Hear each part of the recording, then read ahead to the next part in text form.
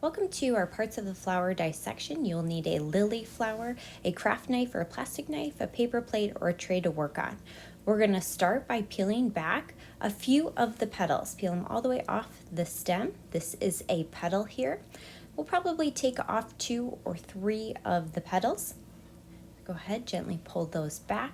Then we're going to try to flatten out the lily as much as possible to see the inside there. Let's start by taking a look at the stamen. The stamen has 2 parts to it. It has the anther on top, which has the powder, that pollen, that is really important for pollination. The anther there is right on top of the filament. Both parts together make up the stamen. In the middle is the pistil. The top there is the stigma. The body is the style, all the way down to the green part, which is the ovary. Let's take our knife and we're just going to carefully slice down the middle of the pistil, starting at the stamen, cutting through the style,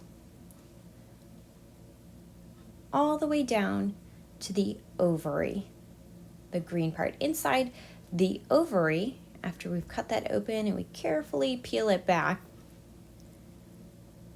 see if you can notice, maybe use some hand lenses to get a closer look, are the ovules. Okay?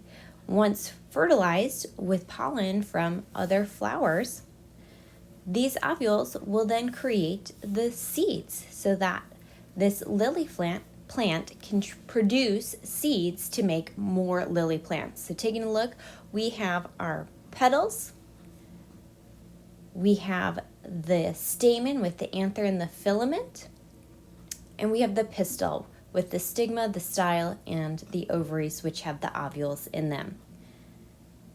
This is our lily dissection with our parts of a flower.